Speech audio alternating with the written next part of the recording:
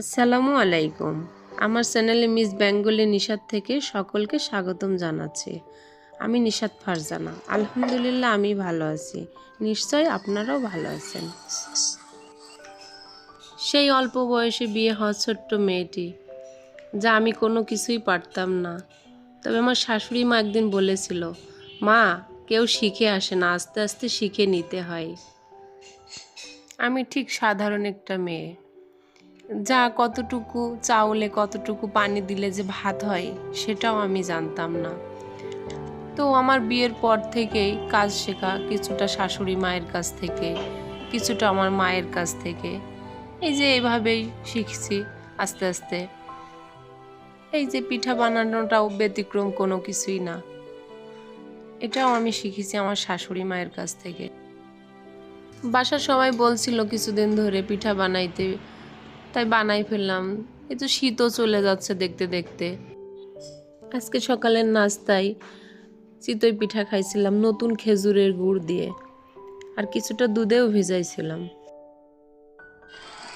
তবে ঘর যতই গোছানো থাক না কেন, বিছানা যদি এলোমেলো থাকে, আমার মনে হয় ঘরটাই যেন অগোছালো হয়ে আছে। হাজব্যান্ড টুকিটাকি বাজার করে নিয়ে এসছে, সাথে মুরগিও নিয়ে এসছে। আজকে একটু ঝাল ঝাল করে মুরগি রান্না করব। তার জন্য আমি আলুটা একটু তেলে ভেজে নিলাম।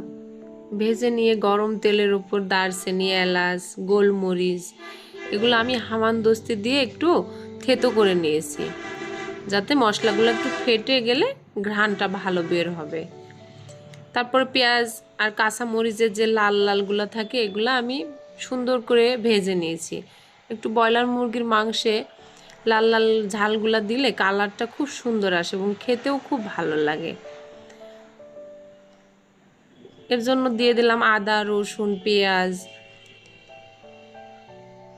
জিরা বাটা, এগুলা দিয়ে ভালোভাবে কষিয়ে নিয়েছি মাংসটা। তারপরে মাংস না আমি একটু অল্প অল্প করে পানি দিয়েছি, দিয়ে ভালো করে কষিয়ে নিয়েছি।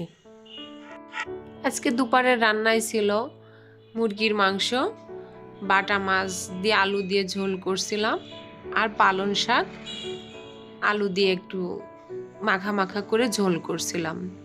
তো সালাদটার মাখানো হয়েছিল না, এটা দেখলাম হাজব্যান্ডই খুব সুন্দর করে মাখিয়ে দিল।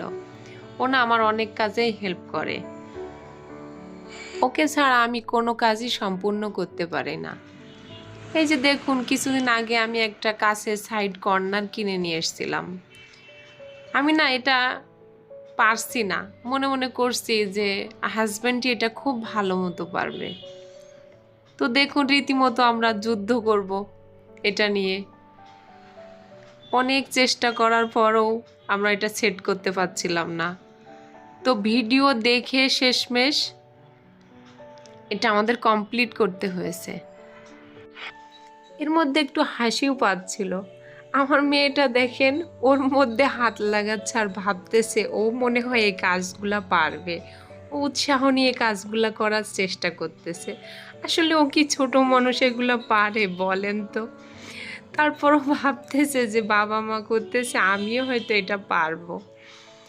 এই তো ছোট মানুষ, যেটাই করে ভালো লাগে, এর মধ্যে খুনসুটি করে যে আমি পারবো, দেখো আমি পারবো।